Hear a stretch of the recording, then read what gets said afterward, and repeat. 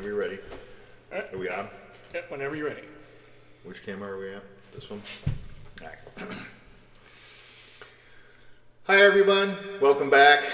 Took a little break here and we're back to ready to talk metal again. So why don't we just jump right in and get started on it, because it's been a while and We got a lot to talk about. every day. But we're going to start with concert reviews this week, as there were a lot of concerts that we did go to.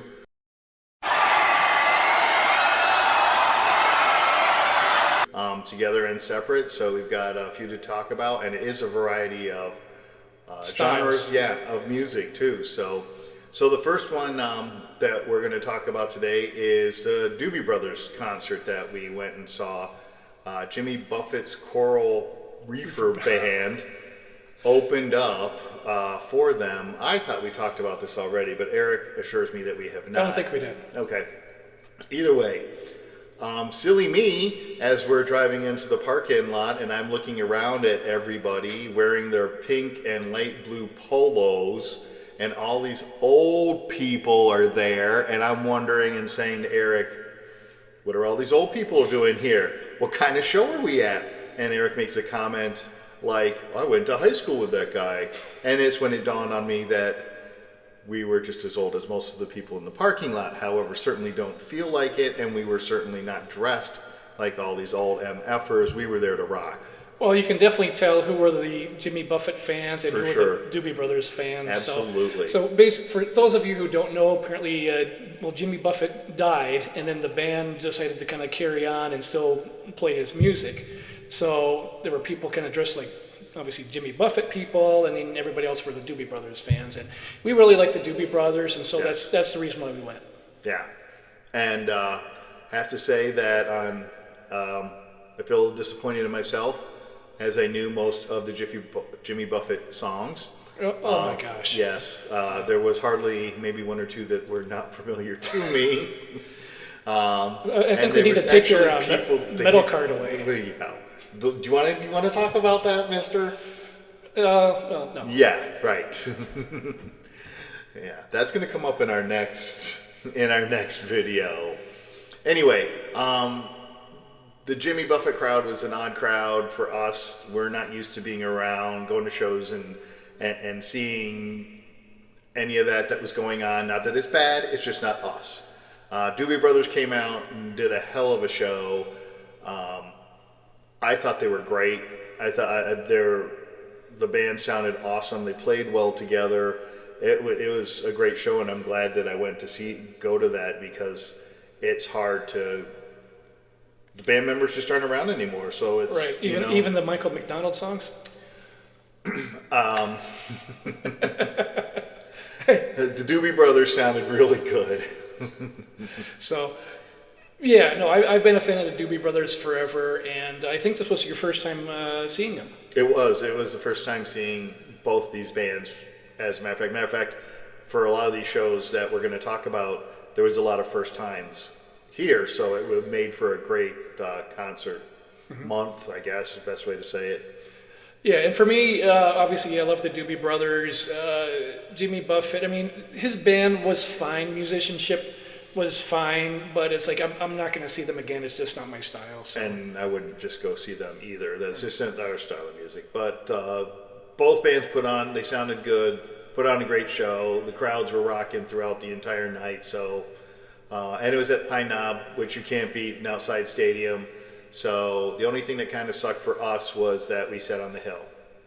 And it was all right. Yeah, but we would rather have been under rather had a real seat. So. 100%. So the next one, so that was on August 4th, August 28th. You went and saw Billy Idol and Joan Jett also at Pine Knob. So how was that? So once again, that was two bands that I've never seen before live. And for that matter, I don't really listen to Joan Jett and the Heartbreakers. Billy Idol I do. I like Billy Idol. So Joan Jett, she sounded great. The band sounded awesome. I recognized most of her songs. She played a few from, what was the band she was in previously? The Runaways. The Runaways. Cherry Bomb was one of the songs. They played a couple more. They were okay. The band was great. Billy Idol came out. I didn't know what I was expecting from him. It certainly wasn't what I got, which was basically him just very basic stage setup, very basic stage flair, nothing, just him and his band up there and playing the songs, and it sounded great. He sounded awesome. It didn't take away from anything. We've seen bands like that, like Ted Nugent's another one where he just gets up there and he plays his music and there is no, they got the lights and the smoke every now and then. That's about it. The same with Billy Idol here. Seeing them both in the knob. Definitely got more of the punkish influence from Billy Idol, seeing him live, than I've gotten more before from his records, even though it was the same songs. You could hear it more in the live performances, which was great. It was probably as far as punk as I go is Billy Idol. I mean, that's about as it. But The Clash. You listen to The Clash? Kinda, not really. I don't own any of their albums, so I'm familiar with some of their songs. So I can't really say I listen to them. Billy Idol, I have his stuff, so I listen to him. But still, just his albums came off a little differently than he did live, and you could actually hear that more punk influence in his live performance. Great show. Very good show. So Steve Stevens was there too, the guitarist. Yes, and he did a great job. But I've always liked Steve Stevens, and that's going to come up later on about the disappointment I feel after seeing him perform so awesomely live. Yes, we're going to talk about his little pop album. Oh, you can't! You're crazy. Yeah, his pop album. Anyway. That was a great show. If you haven't seen any of these, either of them in concert, it's definitely worth going. He's seen Billy Idol several times, so he wasn't there. Eric wasn't there. I still rocked out and had a great time, even though Eric wasn't a part of the show. But then not a loss for you as much because you've already seen the guy. So yeah, I'm a huge Billy Idol fan from way back in the beginning. Seen him multiple times. So yeah, disappointed I didn't see that show, but hopefully he'll be back again. So I'm assuming. Next one, August 30th, I saw Void, Labyrinth, Cyadine, not Cyanide, Cyadine, and one of our favorite local bands, Wanted, at the Sanctuary in Hamtramck. Now, Vicious Rumors was supposed to be the headliner, but Jeff Thorpe, the guitarist, was at a show in Europe, and supposedly he was like walking in the dark to turn a light on, but he tripped over a cable and broke his shoulder. Sure, why not? So, anyways, they replaced. How else were you going to do it? Well, I don't know. Well, see, I'm going to make a comment about old guys getting hurt later on, but so, anyways, Void replaced Vicious Rumors, and Void is a thrash band from Texas. So basically, all three of the other bands are young thrash bands, and then Wanted is a local new glam band. And so I wouldn't know if I call them a glam band. Well, they're kind of like Dokken Rats. You would musically, maybe traditional metal, kind of around that 80s time. hair bands, 80s hair band style, yeah. And so, but I had, even though it's like, he went to actually Arts Beats and Eats, and he'll be talking about that next. So I went by myself, and seeing all of these three young thrash bands, and one of my favorite new bands, Wanted. Now, obviously, I wasn't in California when all of those thrash bands were up and coming, Metallica, Megadeth. Anthrax. Well, actually, from the East. Exodus, Testament, Death Angel, all of those Bay Area thrash bands. It's like that would have been so awesome to be out there when they were up and coming. And so this kind of gave me a little taste of what that would have been like, these young thrash bands up there on stage. And it's like it just put a smile on my face because they were up there having fun and they all sounded great. This album should have too. What's that? This album should have too. But one of the albums we're going to talk about tonight. Not picking up what you're putting down, but I'm sure we'll get there. So, but anyways, that was at Sanctuary in Hamtramck, and I had an absolute blast. Oh, speaking of Wanted, I bought a shirt. Oh boy! So this is their new album, Cutting Edge, and so great album. Got a shirt. Good album, yes. Yeah, and Because so we've talked about these guys before. When we went and saw them.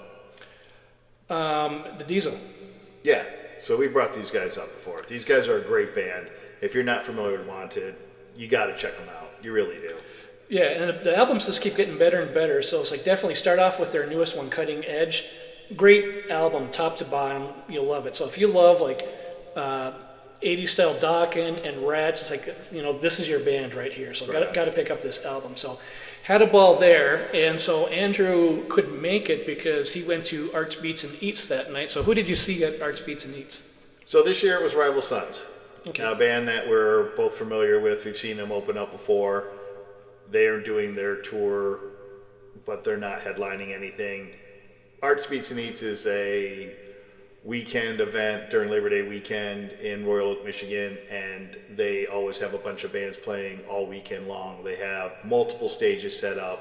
They have multiple genres of artists out there, everything from rock to bluegrass, classical music, and it's all day. It's Friday, Saturday, and Sunday, and Monday. Bands playing all night long. So on the Saturday night, it just happened to be Rival Sons. So we went and checked them out. Did get a video of them. We'll have to see if it gets approved for upload, because all the shows I went to, I've now started videotaping. So as long as my videos are approved, they will now be added to our repertoire so that there'll be more good metal for you guys to listen to. This is more of a bluesy type band. Still sounded good. Did a good job. If you're not familiar, you got to check them out. So after that, we got to go to, this time we went and saw Ted Nugent at what we call Freedom Hill. It's the Michigan Amphitheater, whatever, blah, blah, blah. Michigan Lottery. Yeah, it's Freedom Hill. And so he had an opening band that, the trip about the opening band, the guy he sang, he played the drums. Yeah, so Tommy Clufetos, the drummer, opened up for Ted, and Tommy has played with Ozzy. He was the drummer on the final Black Sabbath tour. Phenomenal drummer, and I thought they did a good job. They were just kind of like all out front because Ted's stage, took up a lot of the backstage, so they were all up front. Thought they were good. Tommy's powerful drummer, just beating the hell out of the drums. I thought they sounded decent. I guess my only minor complaint is it was called Tommy's Rock Trip. Now, is that the name of the band, or is that the name of his show? If that's the name of your band, Tommy, it sucks. So. Wow. Okay. I wasn't that impressed by them. I thought there was just a little too much. I think they need to get polished up. I think it was too. Just nothing jumped out at me. It was decent, not great. No, but who wants to be? Ted's certainly not going to put somebody out there that's going to upstage him, right? Ted Nugent, of course, was just Ted. I mean, every time we see him, it's the same. I don't want to say it's the same and it's dull and boring.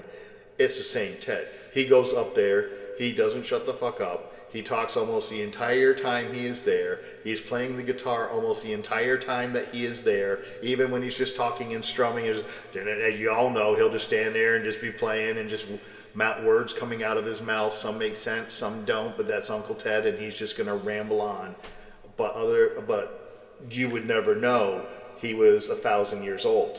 He still acts like a 20-year-old. Right. I mean, great voice still, great guitar playing, Ted Nugent. And actually the word that came to my mind as I was thinking about this today was reliable. It's like, he's going to play the hits, he's going to play the songs, he's going to play all of the ones you want to. And only an hour and a half. Yeah.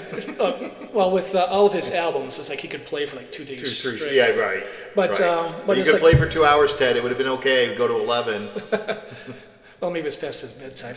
Yes. But reliable, plays all your favorite songs, sounds great, and I know, especially in recent years, as some people might think about his politics more of his guitar playing, people forget like how great of a guitar player he was and still is. Well, on top of that, he didn't spend. I don't remember him even spewing much as far as his political. No. Right? I mean, most of the time he's up there, he'll say something, have comments and. I guess it just depends on how he's feeling, but then this last show, there was hardly any of it at all. It was pretty much just rock. Ted rocking, so yeah. Awesome. Okay, the next one, September 25th, we saw Bruce Dickinson at the Fillmore, and what Bruce Dickinson did on this tour I think is kind of cool, is wherever town he did, he said, give me a local band to warm up. And so in Michigan here, he got Cowboy Angels, which are from Bay City, and I don't even want to say they're influenced by ACD. It's like they are a ACDC clone. It was no question. As soon as the lead singer came out on stage, he looked the part, he sang the part, he looked like Brian, and he sang like Bon Scott. I think it was the opposite. It's like he looked like Bon Scott and he sounded like Brian. Because Brian's got the puffy hair. Well, it was almost like he had the hat and the hair of Brian and the no-shirt vest of like Bon Scott, but he sounded Bon Scott all the way. And I looked on Spotify. They have 5 original songs. I don't think they have an album out yet, but it's like, yeah, if you like AC/DC, it's like, this is your band. So it's like, definitely check them out. Cowboy Angels, thought these sounded great. Bruce Dickinson, and you know what Iron Maiden does. They heavily always support their newest album. And so I was concerned. Bruce has got a new album out. I thought he was going to play nothing but it. But he did mix it up with his other solo albums. And he did one Iron Maiden song, but it wasn't like a big hit or anything. So it's like I wasn't really familiar with it. But one thing that stood out for me with Bruce is he's 67, still powerful voice. I mean, his voice sounds fantastic. Oh, that's it? Go ahead, yeah. Wow. Thought there was more. You were like building. So, Cowboy Angels were really good. They sounded really great. I would have liked it better if they'd been a Detroit band. You know, being with him looking for locals, he went right up to Bay City. Kind of cool. But I'm sure there could have been some Detroit bands he could have picked up on either way. It was great to see Cowboy Angels up there. Very good band. Bruce, Iron Maiden, absolutely awesome on his own. Maybe not so much. I thought his stuff was okay. Once again, I was not really impressed by any of his songs.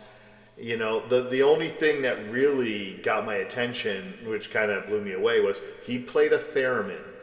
So if you're not familiar with what a theremin is, it's an instrument that it was used to create the original Star Trek sound that you hear on TV. The intro music. Yeah, it's played by a theremin. You can see it in also, if you're familiar with The Big Bang Theory, Sheldon plays one to irritate the rest of the group when they're kicked him off of the project that they were all working on. Either way, I do have pictures of him playing. I don't know if we upload pictures onto our page, if we can do that. We can. Well, as long as I get approval from the senior editor, that'll make it on there.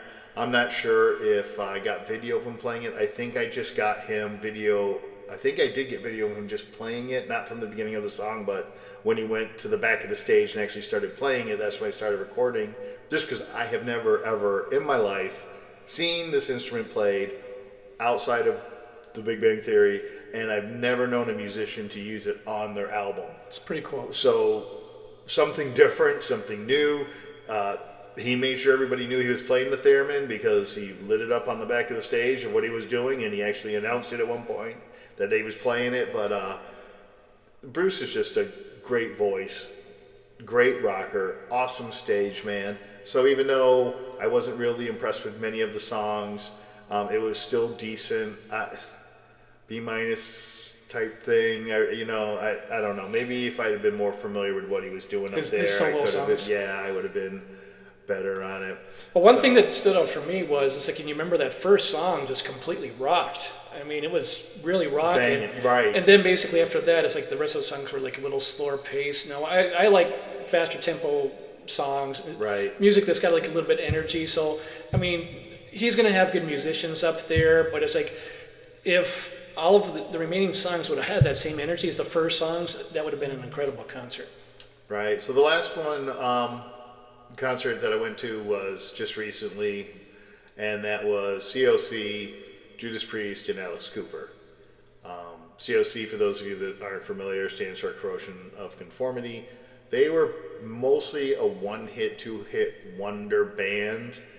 They did play their big hit. It was the last song they played of their set. I got that recorded too, so as long as that gets the approval, we'll have that uploaded for you as well. I guess Judas Priest just blows me away all the time. Rob Halford, I mean, you can't say enough about this guy. Yes, he can't move like he used to move, but his voice. I think he's 74 and he's been screaming his lungs out for 50 years and he's still that strong. It was awesome. It was awesome. Yeah, I couldn't make this show.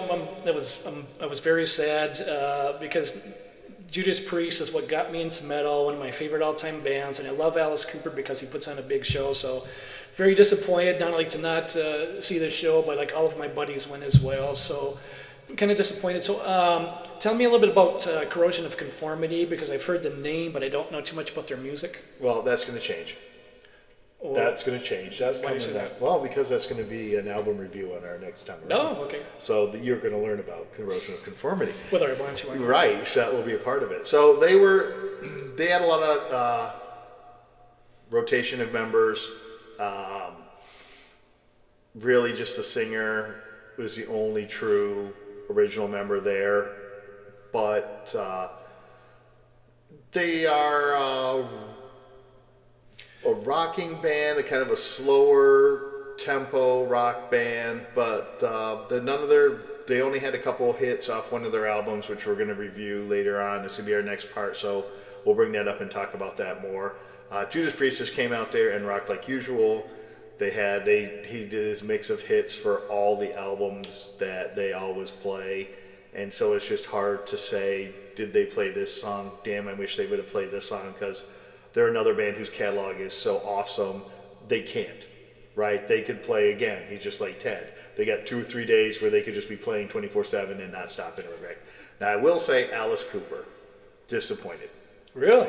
Was disappointed in Alice Cooper because we've seen him before, and the last time I saw him, it was so more grandiose, and it was much more of a show, where this time around he had the big screen on the back, and most of what he did was projected on the big screen and not the actual antics on the stage.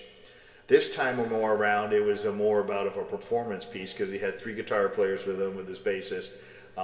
Nita Strauss was there, and the dude that also plays with him all the time, I can't think of his name, but he was also there. And it was Alice Cooper doing Alice Cooper things, doing his hits. Now, Corrosion of Conformity and Alice Cooper play about the same tempo. They're about that way. It just always, for me personally, I hate going from Corrosion of Conformity then to a band as heavy, fast, and hardcore as Judas Priest. And then I feel like I hit a wall when I go see Alice Cooper. Because it doesn't increase in the tempo, it doesn't maintain the same tempo, and so as you're getting all jacked up, getting all rocking and getting all pumped, and then you're not, then you gotta slow down, and it's just like, nah. Kind of loses energy a little bit. Here's the shirt, the Cooper shirt that they had going on. It just happened to be where I wore all of them. It was definitely, for me, the second coolest. COC shirt was by far the coolest, and unfortunately Judas Priest, yes, you did have a sort of a skull dude on, and you had most of the colors, and it was still a black t-shirt, but it wasn't as hardcore as the rest of the shirts. Really? Yeah, the COC shirt actually had a few people that were compliment me on the shirt, and they really liked it, the design, and that's one of my favorite shirts as well now. Not because of that, but it is one of my favorite shirts just for the design of the shirt. So, cool. But I couldn't wear all 3 today. It would be ridiculous. Yeah, go and change your shirt for each segment. Yeah. Yeah, not gonna happen. Anyway, so that's the concerts that we have seen, and let us know what you think about these bands. If you haven't seen them, hopefully we've introduced you to some new music. If not, we're talking about some stuff that you already love listening to. Let us know how you feel about them. And I believe we're going to move on now to our concert announcements.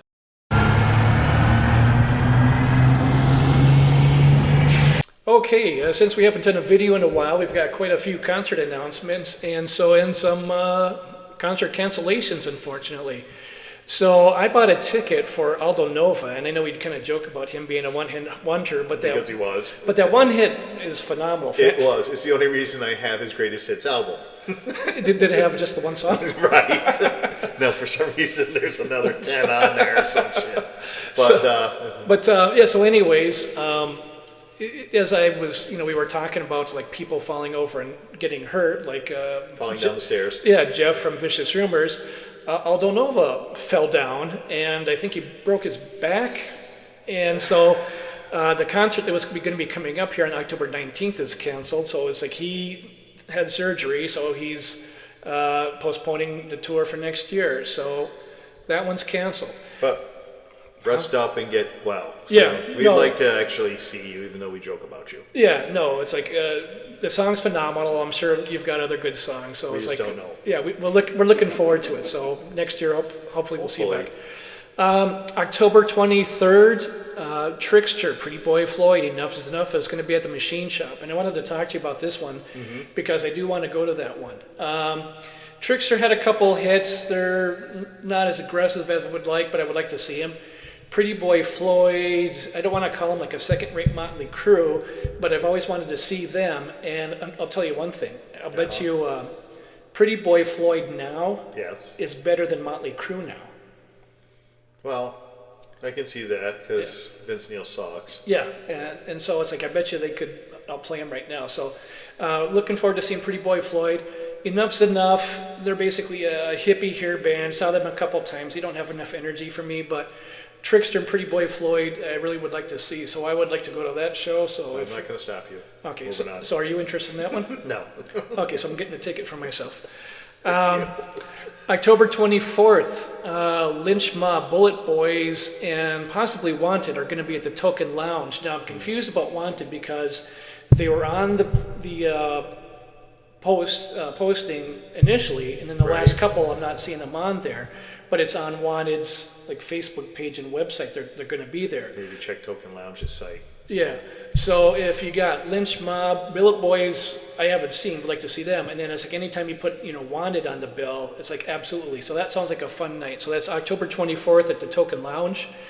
October 25th, Kings of Thrash. Now that's David Ellefson and Jeff Young, formerly of Megadeth, are going to be at the Token Lounge. So I heard some people say that that's not so great. I don't know. It's like you got two former members of Megadeth. It's like if I'm not doing anything that night, I might check it out. It's Halloween. No, October 25th. Oh. Yeah. So on what was supposed to be Halloween. No, it's still Halloween. Yeah, what we just talked about, Ace Frehley. And now Andrew just gave me some new information about Ace Frehley. Ace Frehley was supposed to be performing at the Token Lounge on Halloween. Which But I would have definitely gone to that. Yeah, but that has been canceled. And why don't you tell them why the show's been So canceled? the last update I saw was the rumors are that Ace had a stroke. And that's why he's canceled the rest of this concert. And that his left side's just not doing too great. But not a lot of details have come out that I've seen. That was just what I just saw today when I was reading up on it.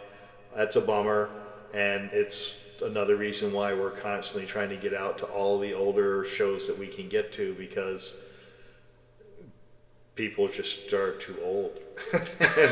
People are just too old. They're just, they're not out there able to rock the land anymore. Your, age takes over.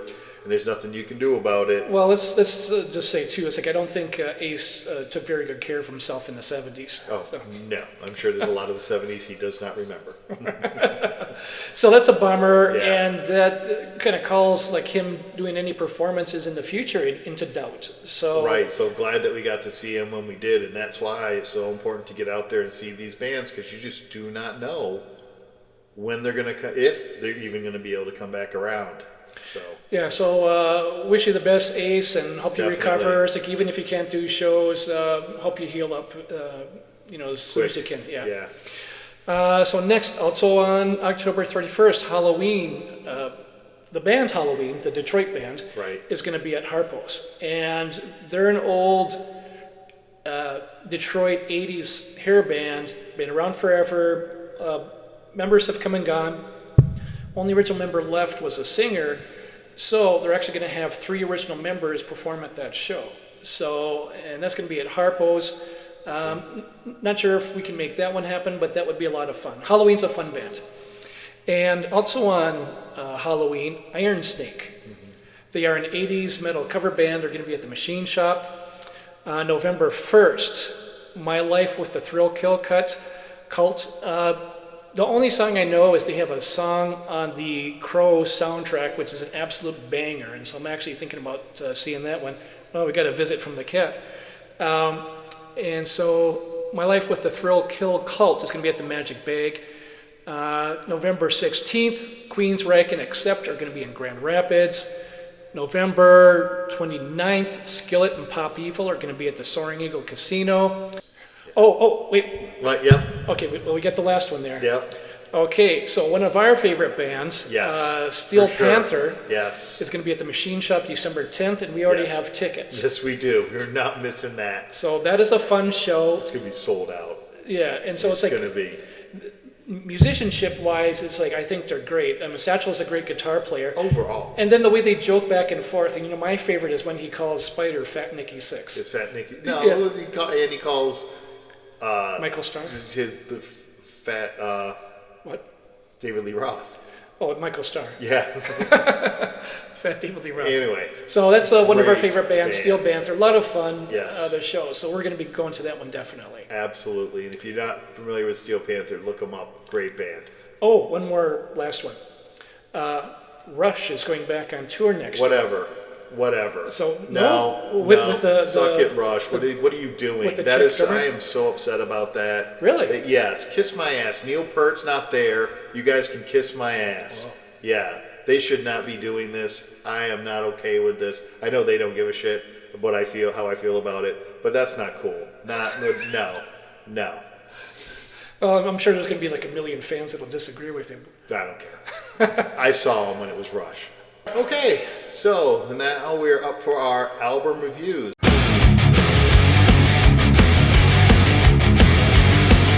And our two albums that we reviewed this week is Death Angel, The Ultraviolence, and Steve Stevens' Atomic Playboys.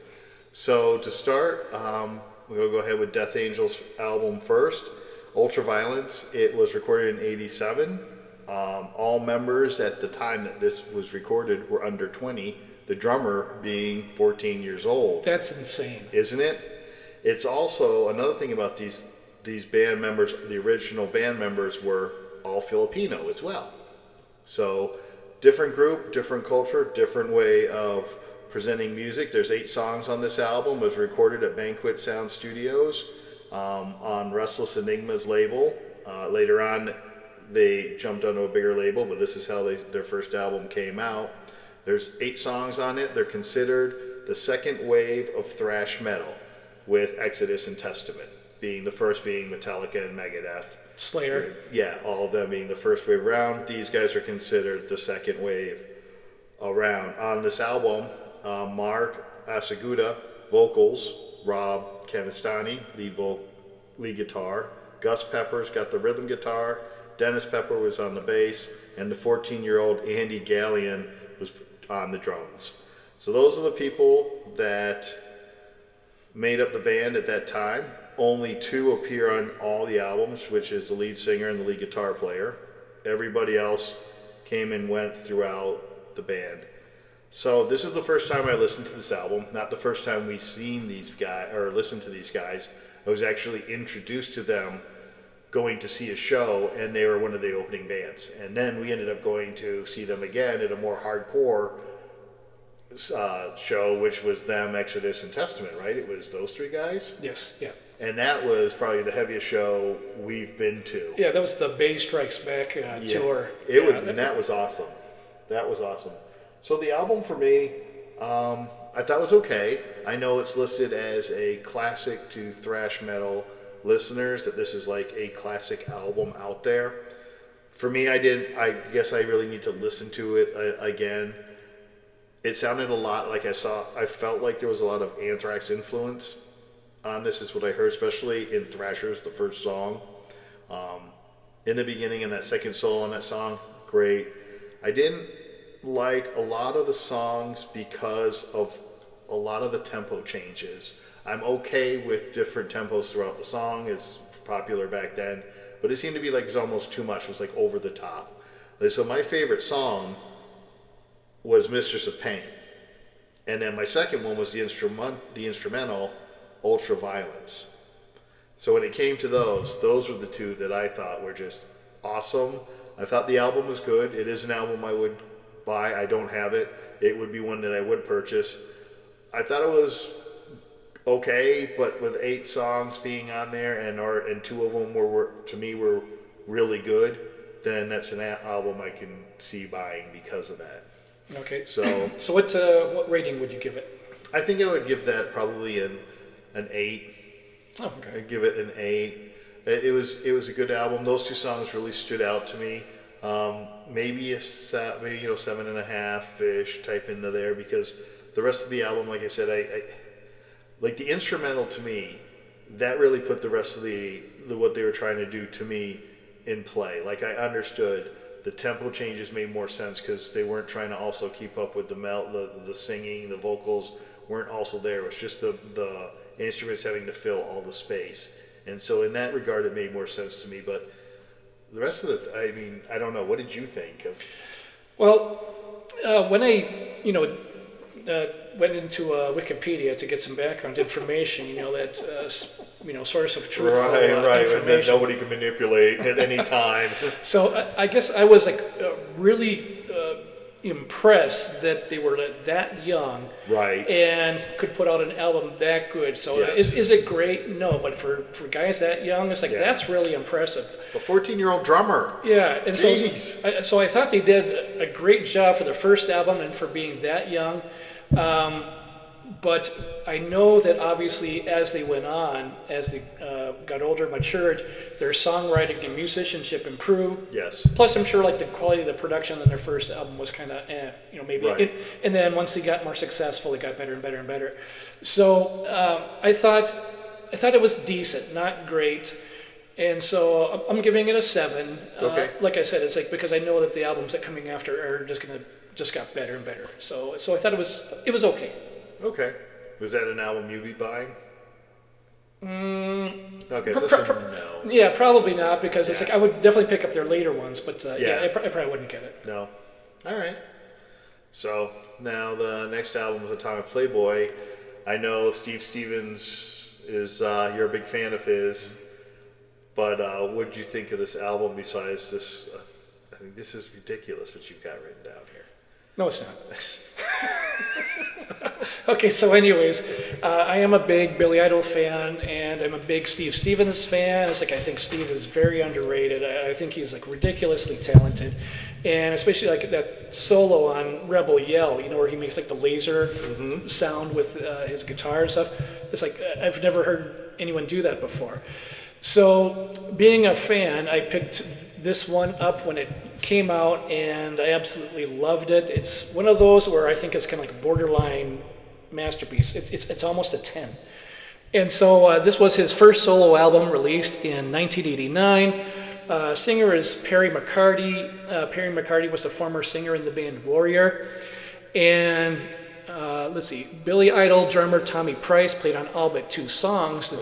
The drummer on the other 2 songs was David Letterman band drummer Anton Fig. Yes. And Anton Fig actually played songs on 2 Kiss albums, Dynasty and Unmasked, but wasn't credited until later. Did you know that? Anton Fig. Okay, so anyways, Nothing about what you're talking about makes sense to me after listening to this album. Power of Suggestion was featured in the 1994 film Ace Ventura: Pet Detective. Action is a sweet cover song. Steve's flashy guitar playing is the highlight of the album. I thought all of the songs are well written. Perry McCarty is an underrated singer. I think he's phenomenal. The majority of the songs are very strong. Pet the Hot Kitty and Slimming Into Fiction are a little weaker. Actually, Pet the Hot Kitty sounds like a Steel Panther song. Run Across Desert Sands is a very cool instrumental of flamenco guitar playing. Evening Eye has a very cool vibe. And I'm giving it a 9. I would give it a 10 if those 2 songs are a little bit stronger. It's like that's the only thing holding it back. But other than that, I would have given it a 10. So it's a 9. So from what you were saying before, you weren't. I know. No, ridiculous. Not even close. Move this man! So that's a surprise. Not even close. So I expected something heavier, a lot heavier from this guy than what this is. This is not a heavy album by any means. No. As you mentioned, Power of Suggestion, that second song, that they couldn't have written a more poppy top 40-ish tune. I mean, it made it to Ace Ventura's movie. It was so lame. It was so a weaker song. lame. Yeah. Okay, action. Way too much keyboard for me. Too much keyboard. Desperate Heart, ballad. Yeah. Sucked. Soul and Ice, I like the solo. That's a good one, Crackdown. I like that one. And Atomic Playboys. Those two songs both reminded me of Billy Idol. They sounded very Billy Idol-ish. As a matter of fact, I thought initially that's who was singing when I heard the songs because of the flow of the music. They were okay. Pet the Hot Kitty, I liked it. That was okay. Evening Eye sounded like something that you would go into a 40s cocktail kind of bluesy bar. Yeah, but it wasn't cool. It was very what's the word I want to say, commercialized. It was like they were looking to make it that way. They could have, it wasn't very edgy. It wasn't well done. Was it well done? No. Wow. I liked Woman of a Thousand Years. Run Across Desert Sands does have an acoustic beginning. I wouldn't so much call it a flamenco style song. Think so. The beginning is more that way. The whole song was okay, was pretty good, and it really did show off his guitar playing ability. I would have liked to have heard more of that and see it have a heavier album than what this was. I thought, and Something in the Fiction was okay. Now, he himself called it a very expensive hobby, this album. So it wasn't something that he was overly impressed with himself, and it was probably one that I wouldn't be surprised if he could take back some of it, he would. Well, he said that I think the production took longer and the recording process was a lot more expensive than what he thought it was going to be. Yeah. And so I think that was the part that he was a little frustrated with. So for me, I was disappointed. I was expecting something more from him. Listening to Billy Idol and the way he plays on the Billy Idol albums and his style of guitar playing, I expected something to follow like that. To me, when I heard this album, it made me feel the same way. Not as bad, but I had the same feelings when I heard the Gene Simmons solo album when Kiss did it. Not even close. Right? No, that's how I felt.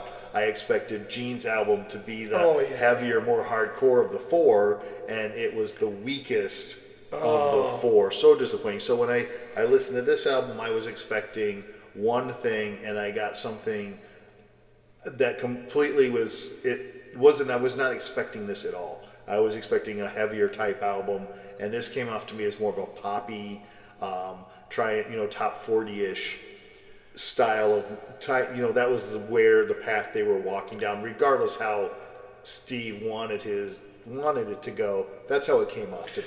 Yeah, no, I would say it's like definitely a little more on the poppy end. There's some more keyboards and stuff.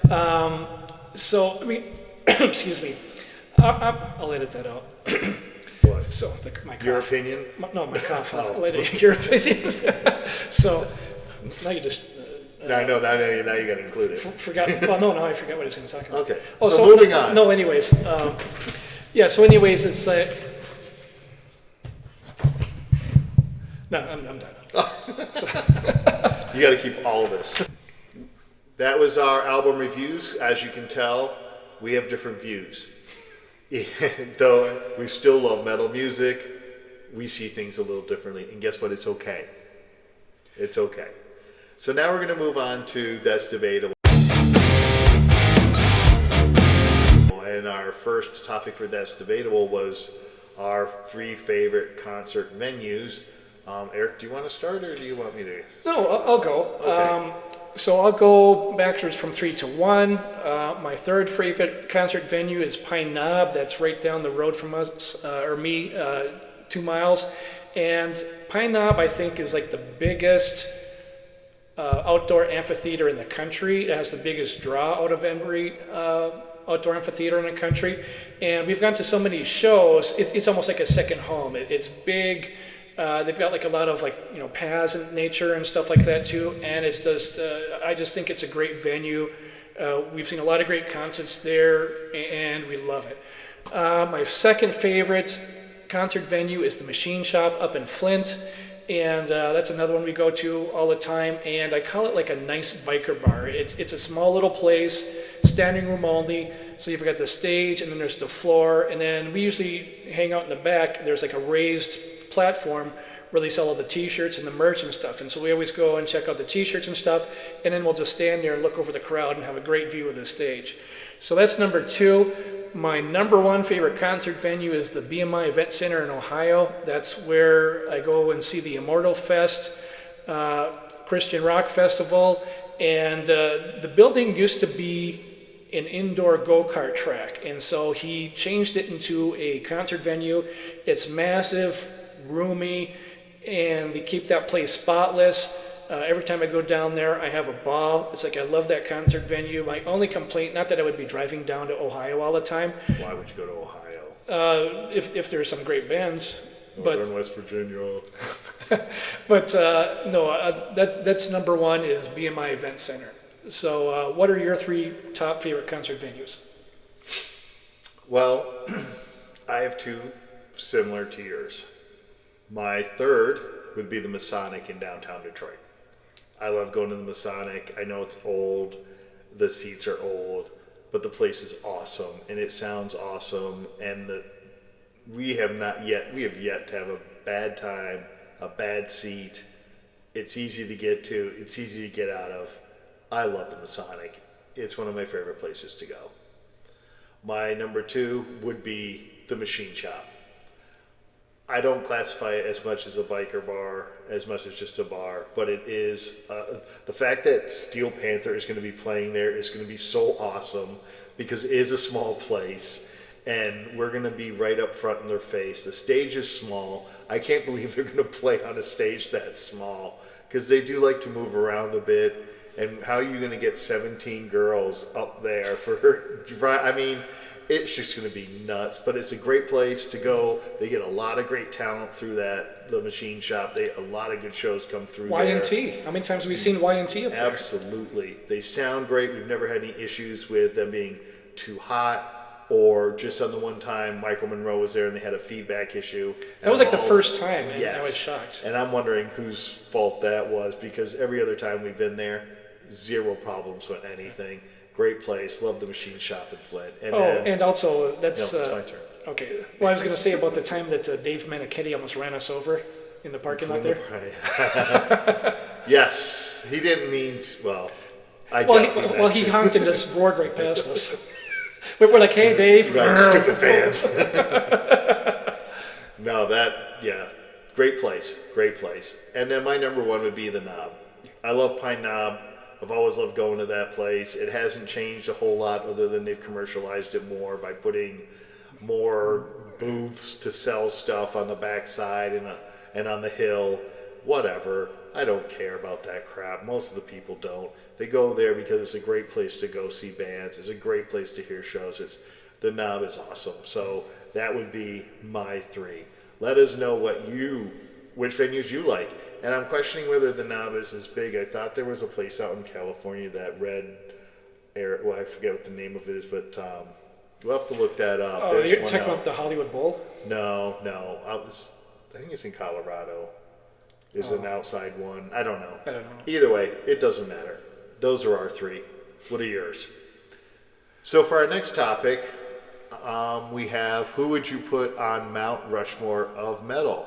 So Eric, this was tough for me. Really? Oh, heck yeah. And I don't even know if I can put 4 up there. I had a hard time trying to even come up with 4. Oh. Because the arguments for so many people could be made on for this thing. I mean, when I think of it, I'm thinking Rob Halford. How can you not put Rob up there? The metal guy. But I also want to put Tony Iommi up there. Because it's not just singers who created the music, it's also the musicians when you talk about metal music. And they're so different. So you've got Yngwie Malmsteen, who was a speedster and played a lot of classical. You've got Eddie Van Halen, which was more of a faster and a finger tapper, but then you got Tony Iommi, who was the heavier, slower guitar player that started heavy metal. I mean, and if you really want to go back, then you're also looking at, Led Zeppelin. And would you put Jimmy Page and Robert Plant, or did you just put the band up there? I mean, Well, we're just talking about metal, though, so Led Zeppelin wouldn't even count. well, I don't know if then you want to classify the different bands. Like, I wouldn't call, I mean, I don't know. I don't call Dio heavy metal. Yes, he is. I wouldn't. I would call him more hard rock than I would call him heavy metal. But then we're splitting lines about what you want to call each types of music, right? You would be wrong then. So. Well, this is why I couldn't just narrow it down, because I would think it'd be too insulting to leave out that there's so many people that had such an influence on metal music, to just narrow it down to 4. Okay, It's so tough. after who would you have up there? I was going to Let's say, argue your people, mister. okay, I was going to say after all of that, so you couldn't even come up with 4? I couldn't really know. I mean, Really? No. You were stumped on this. I was, because I feel like there's more than 4 that had such an influence, and everybody influenced those that came after. Wow. That you couldn't. If the people before them didn't do the awesome things they did, the people after couldn't build on top of it. And you don't see brand new, never done before anymore, right? Because it's already been done. It's now taking what's been done and making it better. And so now I would say it'd even be harder than it was back then, because back in the day, you had nobody else really to compete with, or that put anything out there. So of course your influence is the strongest, because you were the first ones to be out there doing these things. Okay, so for me, the decision was actually really easy. That's because you're lame. No. So my 4 on the Mount Rushmore of metal would be Rob Halford, Ozzy Osbourne, Bruce Dickinson, and Ronnie James Dio. So actually, You have no musicians up there. I would be going with the singers, and actually, Right. well, my honorable mention would be Lemmy, and so he's a singer bass player. But those to me are like, when I think of heavy metal, it's those 4 faces. See, I can't. You have no musicians up there. That's okay. And there's no way you would have metal without your musicians being just as significant Tony Iommi. as the people who are singing in front of them. Well, I mean, you can say Tony Iommi because he essentially created the sound, but I mean, Ozzy Osbourne is such a character, and he's more well known than Tony, so that's why But I I would put see Ozzy. Ozzy as just a character.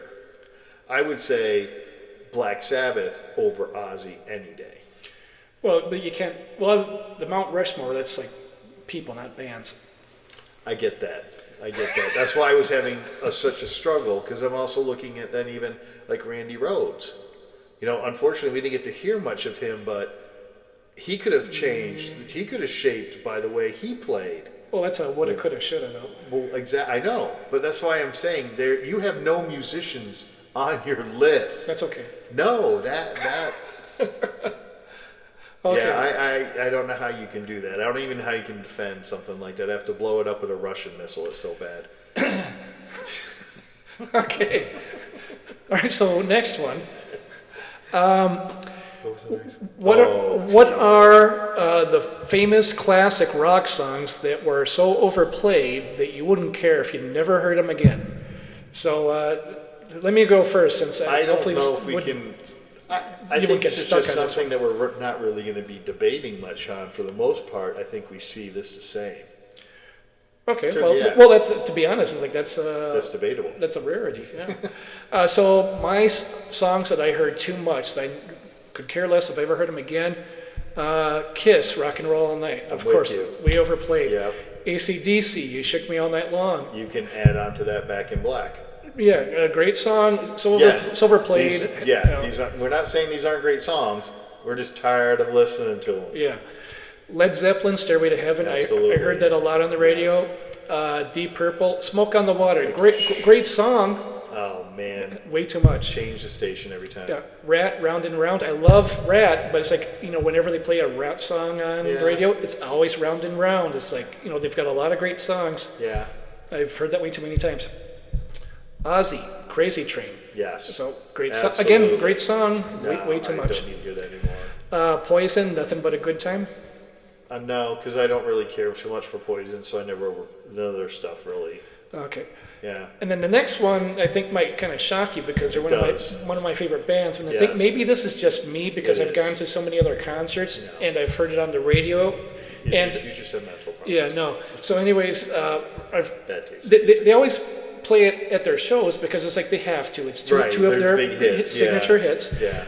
But it's like I've heard it so many times. I wish they would play different songs Something in this else. place. So Judas Priest, Heading Out to the Highway, and Breaking the Law. It's like, if they didn't play it in a concert, I know some fans would be really upset. Oh, yeah, absolutely. But for me, I'm kind of like, I was like, I've heard enough. And then my last one, Ted Nugent, Cat Scratch Fever. Yeah, I don't agree with that one, though. So, yeah, I've heard that one a bunch of times. Great song, but I'm good with not hearing it again. So, do you have any in addition to that? I mean, no, what I have written down, you already have on here as well. But as you were saying it, I mean, others jump into my mind. Like, if I don't hear another Brick in the Wall Yeah. by Pink Floyd, I'm cool with that. Another great song, 1, 2, or 3, whatever parts you want to play, I don't care. Okay, I've heard those songs so many times. But then it made me think as I was driving over here for us to do this, I was thinking, is there a band out there that doesn't have a song that you're tired of listening to? Because I'm going to say that the popular bands, right, these big bands, because like when we're talking about Death Angel, that's different when we're talking about Deep Purple, AC/DC, Ted Nugent. Like Death Angel is not as popular, doesn't get the airplay, doesn't get the radio play, so it's harder to get tired of their songs unless you're burning out your CDs yourself, right? That's a good point. So I would say, is there a band out there that doesn't have a song that you're tired? Because I bet we could sit down and list every band and we'd be able to pick 1 or 2 songs that were just kind of like, I'd be okay if I didn't hear these songs. Because I'll sit on the radio, hear a song, they'll play, oh yeah, we're going to say like this, Deep Purple, Smoke on the Water, and I'll say back to the radio, they have other songs. And sometimes I'm saying they have better songs. Because just as you played it on the radio, like I'm so tired of Guns N' Roses, Paradise City. Don't need to hear Paradise City again, right? I'm tired of Paradise City or Welcome to the Jungle. There's other songs on that album. There's other good songs on that album. I don't need to hear the same 1 or 2 songs over and over again. So I bet we could do that. But certainly, this is just the beginning of a list that we think that could churn out lots of songs. Right. No, and you actually make very good points. It's like basically the bigger bands. He said I made a good point, everybody. And I didn't pay him this time. Yeah, no, that's actually that's another surprise. No, it's like the bigger bands. Obviously, they're going to be playing their songs more and more on the radio. So we would have more opportunity to get tired of songs from the bigger bands. Yeah, like absolutely. say you have like say a Death Angel and stuff that probably didn't really ever have a top 40.